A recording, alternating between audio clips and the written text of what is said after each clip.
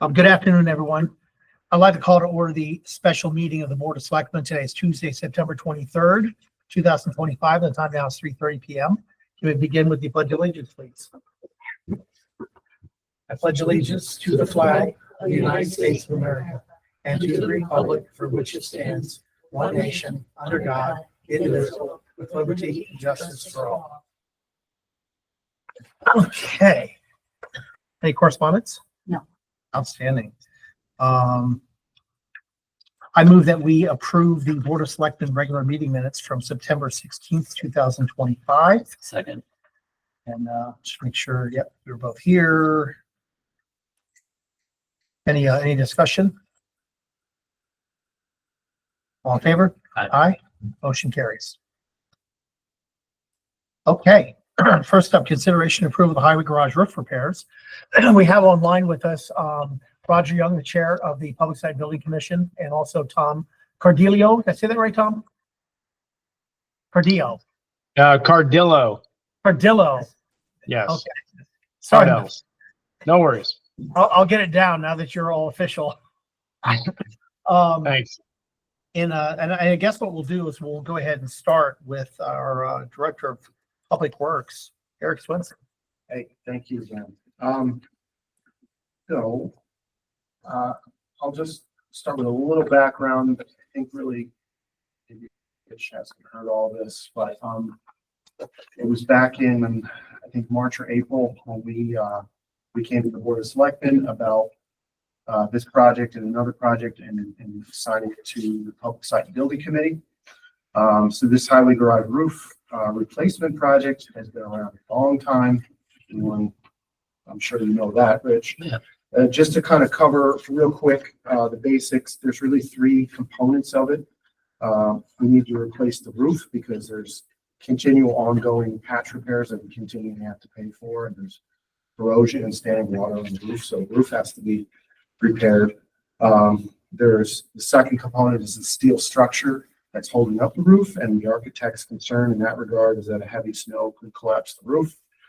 And the third component is we want to install a sprinkler system as essentially like an insurance policy, more or less, for the trucks and the equipment in the garage, which are very valuable, probably millions of dollars, and really irreplaceable in many ways.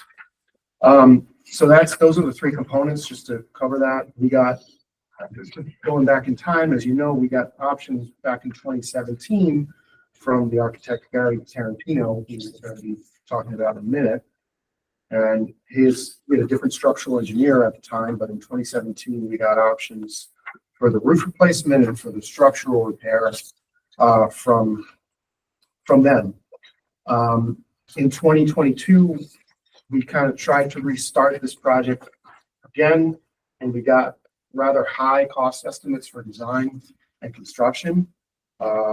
$175,000 for design and $2.1 million for construction. Construction especially seemed really high to us. And then between that and just other things coming up, the project kind of stalled again.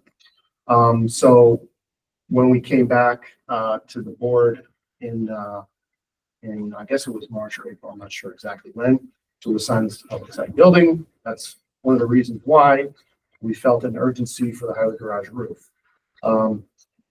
We met with the Public Site and Building Committee in May and again in June and presented to them what we thought was the best course of action with regard to this highway garage roof. And essentially we put forth two options. One is we could either use the previous architect, Gary Tarantino, to get this project through the design, or we could go put it out to an RFP for a brand new architect and engineer team. After discussing that and thinking about the urgency of this project and the familiarity that Tarantino had with the project, we decided, along with the Public Site and Building Commission, to pursue the prior option, go with the previous architect, Gary Tarantino, with his new engineer, Gary Torello, both named Gary, coincidentally, to go for a faster timeline and to avoid issuing a new RFP for design and going through that whole process. So we were kind of going on that path, and then some questions came up about insurance requirements. So the reason for this meeting essentially is because our insurance carrier, along with working with town council, Melanie is here, so she can speak to on the background of that if you need to. But between them, they had come up with some minimum insurance and requirements that we wanted to pass along. And the architect and engineer really weren't willing to go. After some back and forth, they kind of reached their sort of final offer, if you will, on one of the items, and I'll get into that in a second. So the purpose for this, why I asked for this meeting, was we want to put aside the design. So again, remember, there's three components: it's the roof, the structure, and the sprinklers. Put aside the sprinklers for the moment, because we don't need any kind of assessment or study report for that. They can just jump into the design. Put aside that, and in terms of the roof, the architecture, number one, and the structural engineering, number two.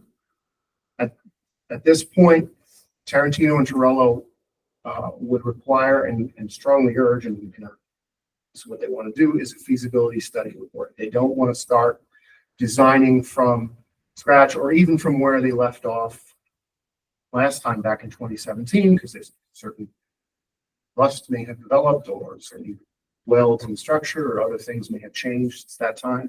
So they want to do a feasibility study. So my suggestion here is let's just look at those studies. And in that case, they want to limit one aspect of the insurance. So we basically would like to put this decision to you as the Board of Selectmen, whether we overrule the minimum insurance requirement for professional liability, and I'll get into the details of that in a second, or whether you think we should go out to bid for a new RFP for design. Obviously, my argument is that we should not go out to an RFP, that we can, I think it's reasonable to waive the liability. And the reason I say that is because at this stage, we're only talking about a feasibility study, not a design. So in my professional opinion, there's not a risk in terms of design errors and omissions, which is really what professional liability is intended for, because there's not going to be any design product. There's not going to be anything that's constructible, no plans, nothing, simply a report. So, and just one other thing, if the Board of Selectmen do agree to this, what we would plan to do before the next phase is to make sure that Tarantino and Torello and the sprinkler designers all agree to our minimum insurance requirements before we take any steps. So With respect to design. yes, exactly. So that's where I am. I'm going to hand out. Actually, while you do that, Yeah. for discussion, Rich, I mean, I don't know how you feel. We've talked about this for some period of time because we're trying to really hold people accountable to insurance requirements, but it's kind of comes down just to a business decision for us. Well, I don't have an it's not issue. the design, it's just Right. for You can- opinions.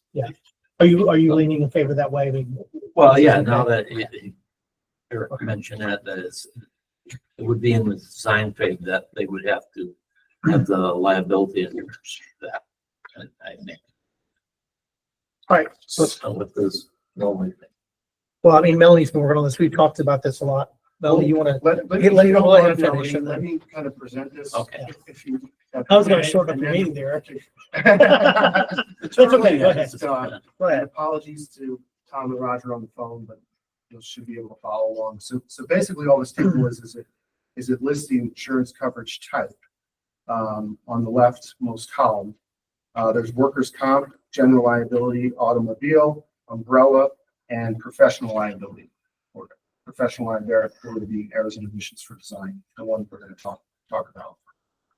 And then the second column here is the minimum requirements that came from our insurance agent.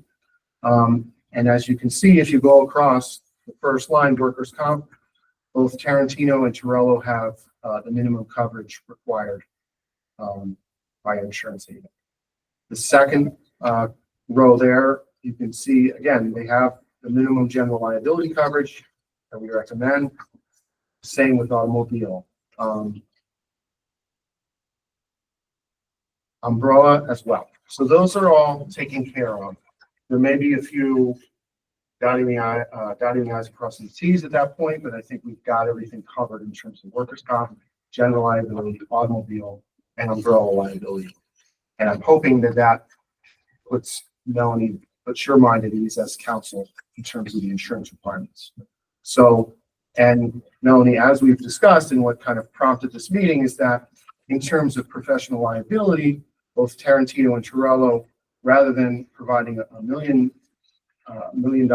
each occurrence and $1 million aggregate maintained for 3 years following acceptance of work, which is our insurance carrier's minimum requirement, they are asking to limit it to 25,000 for each occurrence in aggregate and limit it to 6 months.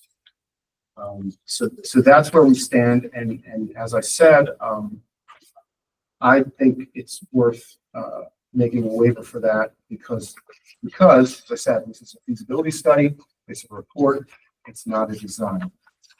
So that's essentially my case for you, and that's where I'm coming from. Thoughts, council?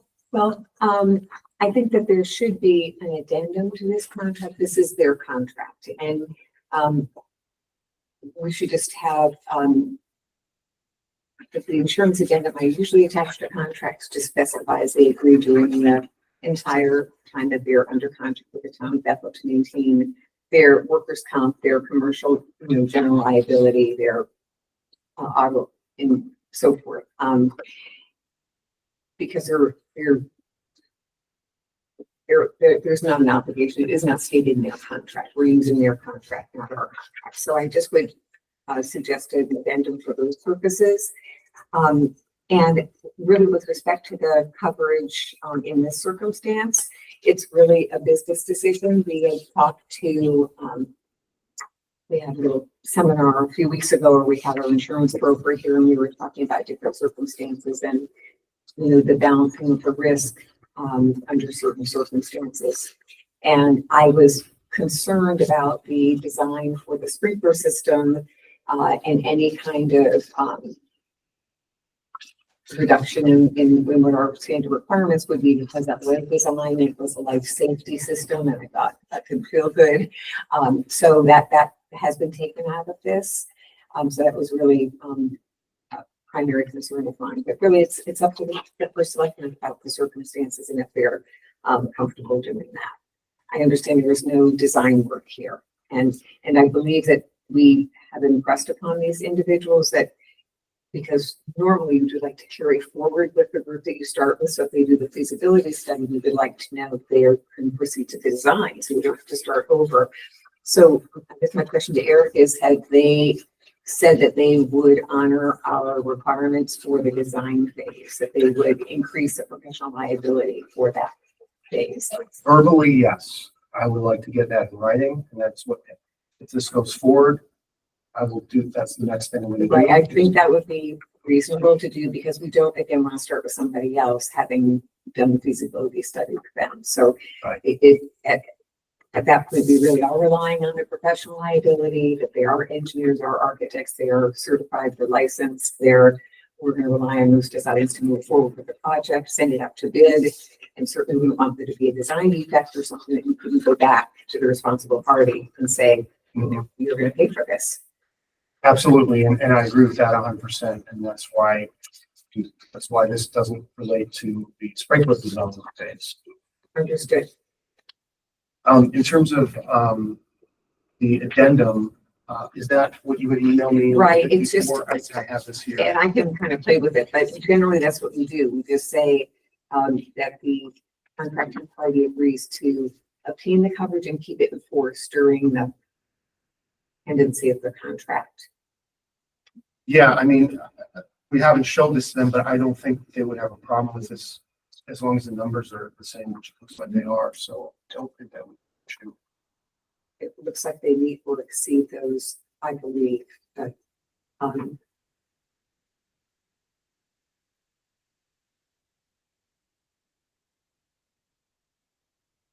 Yeah, I mean, we went through the kind of the fine tooth comb this afternoon too, because there are, Tarantino had 2 pages of insurance certificates, Torello had 4. And just making sure all the numbers. But the addendum will just say, you're going to agree to keep this insurance in force, Right, which is right, good. at these limits and these coverages. Yeah, because one of them actually expires, the insurance certificate expires in October. Right, So it would be, and exactly, that's the whole point, that, Yeah. You thank you for your insurance certificate today, but if it expires next month, we're in Right. trouble. okay.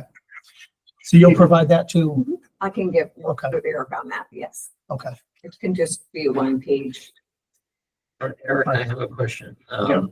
In the design, that's when you would do the structural for the sprinkler and all that, but I think they should be aware that you plan to put sprinklers in the building in the future.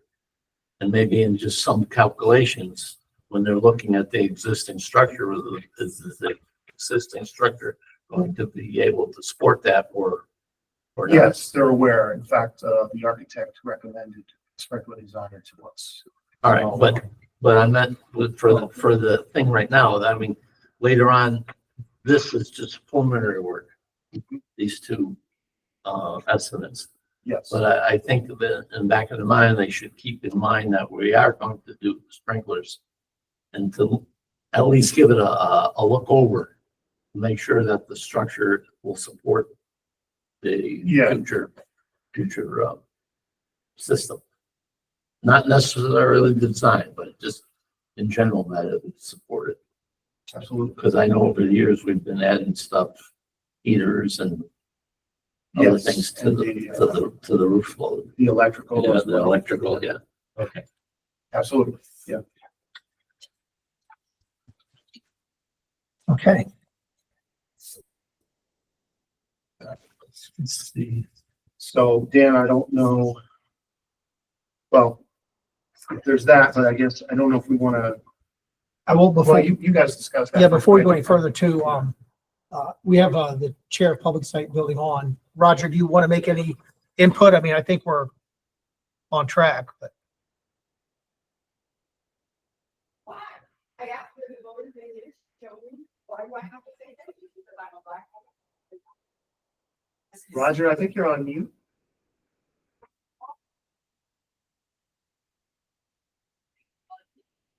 Looks like he's Yellow on mute. kerfuffle. Like he might not be chiming in.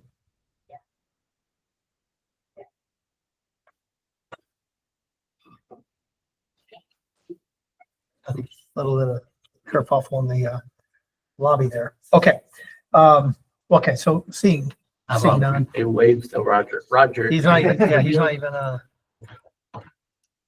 that's okay. And maybe, Well, I mean, listen, I think we're all motivated enough that we know we need to move forward this before we get ourselves in the bind. So Tom's the vice chair. Yeah, Tom. Tom, do you want to say anything? Do you, because we're probably going to move along and approve it, but if you want to have input, this is your opportunity, sir. Yeah, no, my only comment would be, and Melanie addressed it, is we wouldn't want to get involved with these guys if they can't meet the insurance requirements for the next step. So if they're going to put that in writing, then I think I agree with Eric. I think this is worth moving forward. So in that question, are we going to try to get something in writing before we actually hand them the signed copy, or what are we going to do? that's up to you. I mean, Okay. I can right after this meeting, I can. Yeah. Get them all an email and make sure we can get that agreed upon. I mean, I imagine, like, to Tom's point, your point, we want the same people moving forward with the project that we're getting this done from. Yeah. Because otherwise, the next people will want their own look at it. Yeah, Okay. yeah, I mean, All right. so. Is it possible to get them a copy or get them some literature on what we'll be expecting in the design phase that they can agree to now, I guess? So Eric, you have those Yeah. insurance, you've got that proposed language, it would be the professional liability, probably not the cyber, but it would be commercial liability. So all these that they have now, plus professional liability. Just At say- the right limits, here. yeah. Just- No, this is what they have now, I'm saying the limits that are required by the town for the design stage. Yeah, so basically, Melanie, and apologies, Tom and Roger, you can't see this in front of you, but the second column in this table I put together, Melanie, is just copied directly out of the template that Okay. Jason gave us. And, for a design type project, it would be these 5 categories, Okay. workers' comp, general liability. There's So- just some additional language about additional insured and river subrogation and some other things that is Right, in that language. right. So maybe just give them that, just say, this is what we're expecting for the design phase. We need to have your Mhm. confirmation that you are going to provide this coverage because we anticipate moving forward with you if all goes well. Mhm, mhm. Okay. Okay, Dan, this is Roger Young. I apologize. The mute button was stuck or something. So I agree with Tom with everything. So once everything comes back to us and you approve everything, then we can then move forward. After you approve this, I just have a question. Does it have to go to the Board of Finance first and then to us, or is it to us first and then the Board of Finance? Actually, I don't think, Well, we've already got the, that was my other question to you. This Yeah. meeting was specifically regarding the insurance, but I don't Right. believe we've actually. we didn't had nail down a the, request for money. We right. could do that now. Well, because have- I know we spoke about this with respect to where it should come from, but I don't think we had anything left over from the other project, right? Didn't we do this one time, have some money we thought left over, and it's gone, it was too long? Correct, correct. There was money and even Right. used some of that really old money in. Right. 2020. So right now, we're gonna be looking at, let me see here, let's see. John, do you know the number? I know, Tarantino, I think is 8,500. In other words. Correct me if I'm wrong. Plus And reimbursements, something. yeah, it was 10 something. And, Torello is 10,800, are those numbers right? That sounds, Something like, Yes, correct. thanks. So it's 10.8, which is a fixed fee.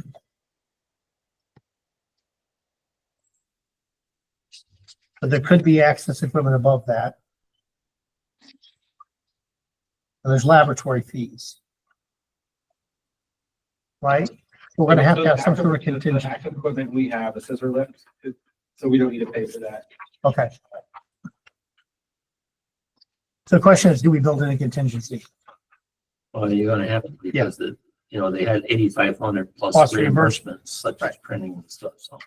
Yeah, so we know that probably should put in this case, 25,000. Plus the, For the both of them. yeah, because we're looking at 10.8, And they- and so there's 20,000. So if we had, again, I'm rounding, I mean, we could do actual 20%. Let me get my math. Let me get the calculator right here. So we nail it down. How's that?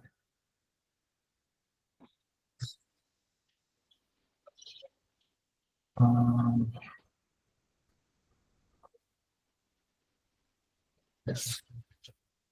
About another 4,000 approximately.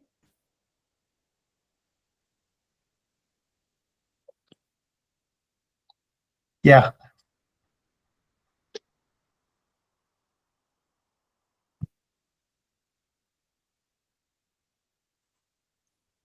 So 23.1. So I say, you want to say 23.5? I don't know. No? You want to do 25? Yeah. Okay, Or- I said that to Well, begin with to make it easy. Yeah, okay.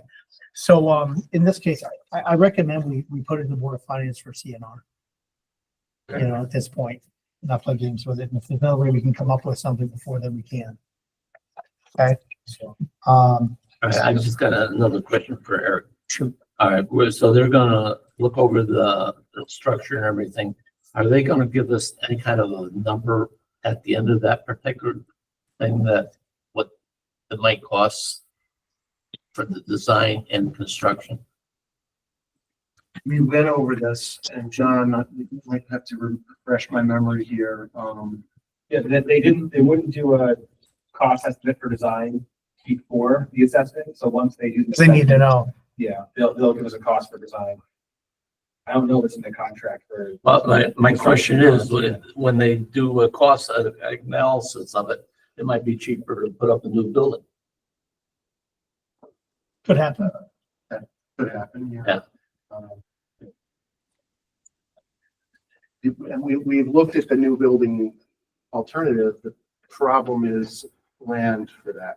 And I don't think that question has been resolved. And Tear the old one from, down and put it back on from the what- spot. yeah, I mean, from what we've looked at, it doesn't really seem resolvable. There's really not enough room at the site to keep it operational and build another building. I mean, the only other thing that actually sounded kind of feasible was to build a building over Over top top of of the it, yeah, existing. yeah. Which I guess Yeah, could be it's an a option. steel building and everything like that, Mhm. but again, moving all the other stuff off of it might not, I just wondered if they would give us some kind of ballpark, if they're, because you said we had a rough estimate from years ago at 2.1 million to do this work. Yeah, I mean, sorry, you're gonna say them? Let me just say, we did get, the problem with this kind of thing is the numbers can be all over the place. And John and I experience this all the time with the engineer's cost estimates. Sometimes they can be spot on, sometimes they're way high, sometimes they're low. We had a separate engineer in 2022 give us a cost estimate of construction that was a 2.1 million. Right. I think I have some of the numbers here.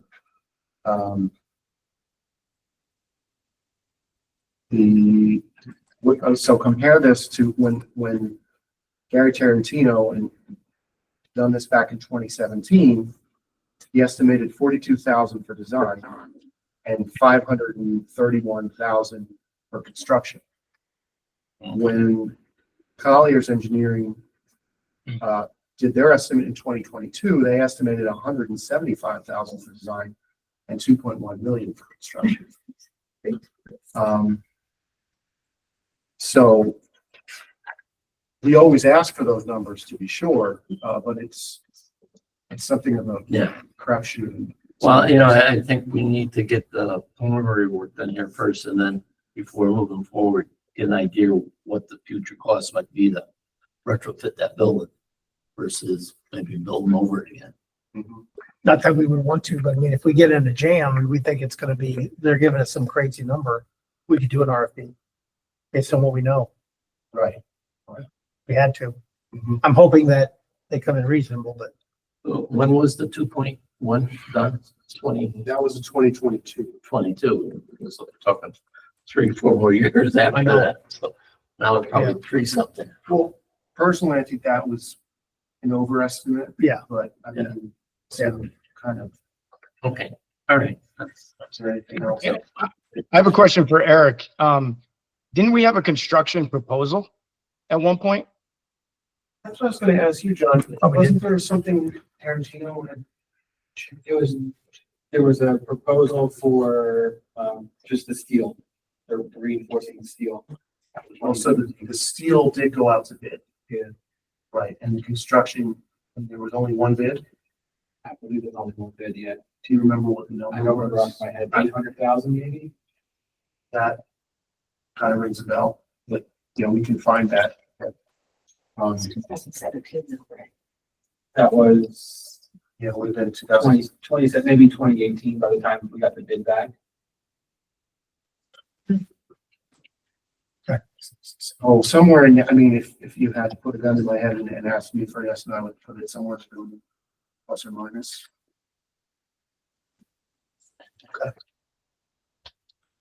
all right, any further discussion? I'll make a motion here. So, I move that we accept and approve the two proposals, one by Gary Taranto, is that right? Architect. and Tarantino, I'm sorry, and Gary Torello, the engineer, for a total of $25,000 to come from CNR. That will include all contingencies. Melanie, does that sound okay with you? How I mean, I got both of them. I did a total number because with contingency, one or the other may go over. I didn't want to do a flat 20%. Yeah, it's hard to know for sure what the number should be, Yeah. but certainly some Okay. good margin over and above those two flat numbers, right? Sure. And I should add, I'll add to the motion if it's a friendly amendment, that this is indeed for the, not the design work, but the, reports of feasibility for the highway garage project. All right, with that, I'll carry mine. All in favor, say aye. Aye. The motion carries. Thank you. And then, Dan, are you gonna make a motion to refer this to the Board of Finance? I actually, I should have said it that way. I recommend it on CNR. So let me amend that to say, we're recommending to the Board of Finance out of CNR. Like, That's kind of that. All in favor? Aye. Aye. So we know we're going to the Board of Finance. Thank you. And just to clarify, I will reach out to Tarantino Terrell and the sprinkler designer. Yes. And get their written agreement to, when we get, just as a preview to design. Yeah. If they're willing to agree to that when bidding for design. Got it. I don't think that's not contingent on going to the Board of Finance, just clarifying that. Is it? Well, we'll sign the contract without it. How's that? Okay. All right, after the fact, did they say how long it's going to take? That we already passed it. In terms of how long the bid. Well, no, how long the design will take, well, not design, but how long the survey will take. Feasibility study. Yes. I know the structural engineer is 6 to 8 weeks out for getting to the site. So once we get the signed contract, we're at least 3 months before even they get here. Gotta last one more winter. That's a big thing. Hope for the best. Gonna have our guys up there with rakes and shoveling up the snow. Sorry, didn't mean to say that. Okay, yeah, maybe there won't be. We're lucky. I move we table the new business item, which is consideration approval of enforcement parks and rec applications in required townships. Second. Okay, all in favor of tabling, say aye. Aye. I would accept the motion adjourned. So, second, whatever. I'm second. All in favor? Aye. We are adjourned. It is 4:02. Thank you, gentlemen, for being on. Thanks, everybody. Okay, thank you.